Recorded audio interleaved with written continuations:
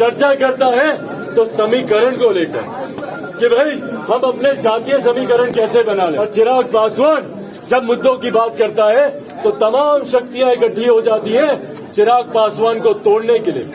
टूटूंगा क्या मैं? शेर का बेटा हूं।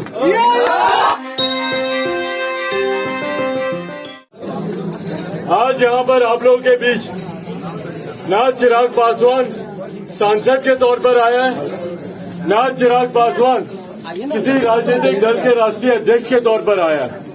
मैं सिर्फ एक बिहारी होने के नाते अपने बिहारी युवा साथियों से मिलने आया हूँ। मैं दूसरे प्रदेशों में रहा हूँ, इसीलिए मैं जानता हूँ कि भैया हम लोगों के साथ किस तरीके की समस्या आती है। कोई बिहारी युवा नहीं चाहता कि हम लोग अपने गांव को, अपने घर को, अपने माता पिता को छोड़कर दूसरे प्रदेश जाएं।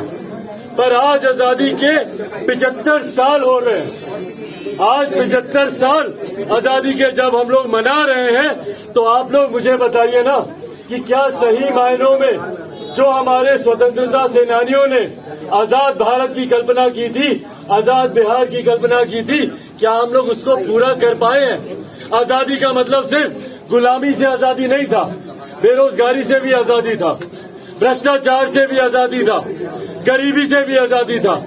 क्या हम लोग उस आजादी को पा पाए हैं? और अगर नहीं पा पाए हैं तो इसकी जिम्मेदारी और जवाबदेही हम लोग को तय करने की जरूरत है। हम लोग को चुनने की जरूरत है कि भैया किसकी वजह से हमारा प्रदेश आजादी के 75 साल के बाद भी विकसित नहीं हो पाया। हम लोग दिल्ली जाते हैं, बम्बई जाते हैं, हम लोग गुरुग्राम जाते हैं, बेंगलोर जाते हैं, वहां पर जाकर हम लोग आईटी जॉब कर लेते हैं, वहां पर हम लोग को रोजगार मिल जाता है। हमारे प्रदेश में हम लोग को क्यों नहीं मिलता?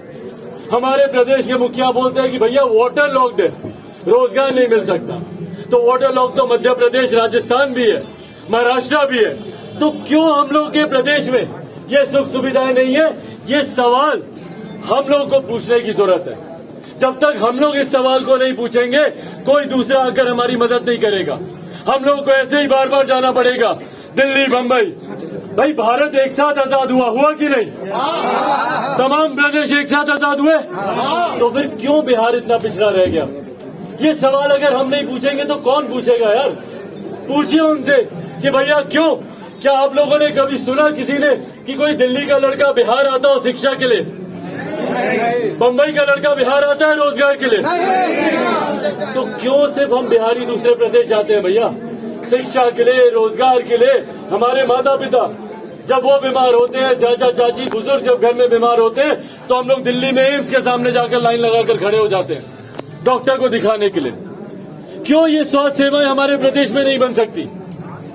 पर जिस प्रदेश का मुख्यमंत्री स्वयं अपने कैटरैक्ट के ऑपरेशन के लिए 1000 किलोमीटर की यात्रा करके दिल्ली जाता हो तो वहां की स्वास्थ्य सेवा की हालात हम लोग समझ सकते हैं। इसीलिए साथियों बस एक विनम्र आग्रह करने आया हूं। हम लोग पहले बिहारी हैं और फिर कोई जाति या धर्म। पहले बिहारी अस्मिता की लड़ाई है।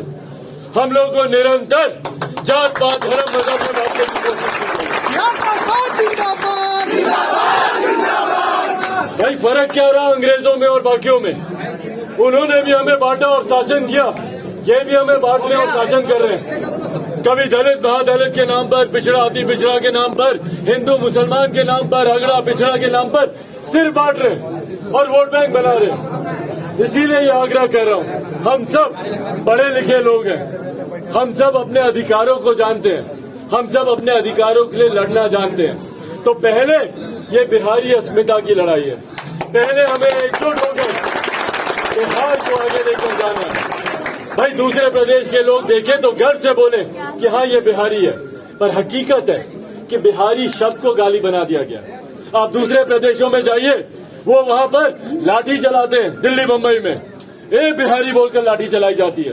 उस वक्त नहीं देखा जाता कि अपर कास्ट का बिहारी है, कि दलित बिहारी है, कि मुसलमान बिहारी है, कि ये किसी पिछड़ी जाति का बिहारी है। सिर्फ बिहारी बोलकर उसको लाठी चलाई जाती है। किसने बनाया बिहारी शब्द को गाली? लोग परहेज करते हैं अपने आप को दूसरे प्रदेश में जाकर बिहारी बताने में। कितने ऐसे मेरे युवा साथी हैं जो दिल्ली में पढ़ते हैं, बोलते हैं भैया हम लोग बताए नहीं है कॉलेज में कि हम बिहारी हैं। क्यों? किसने बिहारी शब्द को इतना बदनाम किया? भाई कोई पंजाब के व्यक्ति को दिक्कत नहीं है बोलने में कि मैं पंजाबी हूँ। महाराष्ट्र वाले गर्व से बोलते हैं कि हम मराठी हैं, बंगाल वाले बोलते हैं हम बंगाली हैं। इसीलिए मैंने खुद अपने तमाम सोशल मीडिया प्लेटफॉर्म पे अपने नाम के आगे युवा बिहारी मैंने जोड़ा है, जो अस्मिता की है, बिहार के खोए हुए गौरव की है। भाई एक प्रदेश जो सबसे ज्यादा IAS IPS अफसर देता है, जहां पे बड़े बड़े अस्पतालों में चले जाइए टॉप पोस्ट पे बैठे हुए डॉक्टर्स हमारे बिहार के हैं। पर वहीं बिहार की व्यवस्था देखिए, शिक्षा के मामले में कोई शैक्षिक संस्थान नहीं। कोटा जाते हमारे बच्चे पढ़ाई करने के लिए, और कोटा की भी बात सुनिए, कोटा में पढ़ने वाला बिहारी, पढ़ाने वाला बिहारी, अधिकांश शैक्षिक संस्थानों के मालिक वहाँ पे बिहारी, पर व्यवस्था राजस्थानी। भैया क्यों ये व्यवस्था हमारे प्रदेश में हमें नहीं मिल सकती? क्यों पटना को हम लोग एजुकेशनल हब नहीं बना सकते? जो कोचिंग का जितना पैसा करोड़ों में जाता है दूसरे प्रदेश में, वो हम अपने प्रदेश में क्यों नहीं खर्च कर सकते? वही IT जॉब्स की बात है, तो जब दिल्ली, गुरुग्राम, बेंगलोर में IT सेक्टर्स खुल सकते हैं, तो पटना IT हब क्यों नहीं बन सकता? आखिरी बार इन्वेस्टर समिट कब हुआ था मेरे प्रदेश में? हम में से किसी को पता भी नहीं होगा।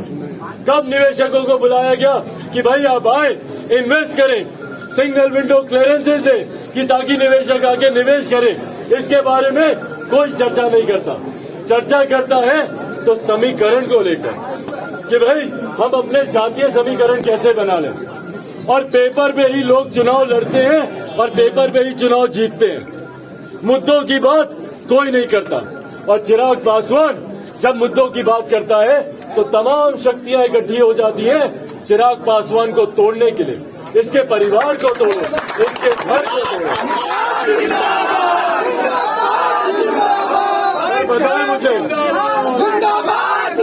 बताएं मुझे कि जिसके पास ये ताकत हो, क्या उसे कोई तोड़ सकता है? क्या टूटूंगा क्या मैं?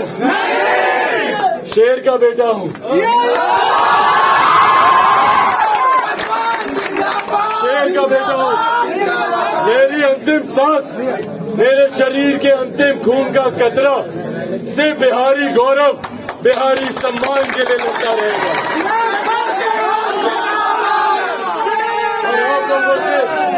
और आप लोगों से बस ये विनम्र आग्रह करने आया हूँ, सिर्फ मुझे आप लोगों का साथ चाहिए, जात पात धर्म मजहब से उठकर सिर्फ अपना साथ दीजिए, सिर्फ अपना साथ दीजिए। बिहारी फर्स्ट, आप मेरा विजन डॉक्यूमेंट पढ़ेंगे, बिहार फर्स्ट, बिहारी फर्स्ट। ना जाति की बात है, ना जाति की बात है, ना धर्म की बात है, उसमें सिर्फ बिहार की समस्या है और उसका समाधान है। प्रति व्यक्ति आय को कैसे बढ़ाए, उसका समाधान है। बिहार में राजस्व कैसे बढ़े, रेवेन्यू कैसे बढ़े, इंफ्रास्ट्रक्चर कैसे डेवलप हो, उसका जिक्र मैंने उसमें किया। तो उसके लिए मुझे आप सबके साथ की जरूरत है। आप लोगों का साथ मिलेगा ना? मुझे आप सबका साथ चाहिए। एक ईमानदार कोशिश कर रहा हूँ बिहारियों को सम्मान दिलाने की, ईमानदार कोशिश कर रहा हूँ बिहार को आगे बढ़ाने की। आप सबका साथ मिलेगा तो बिहार भी आगे बढ़ेगा, बिहारी भी आगे बढ़ेगा।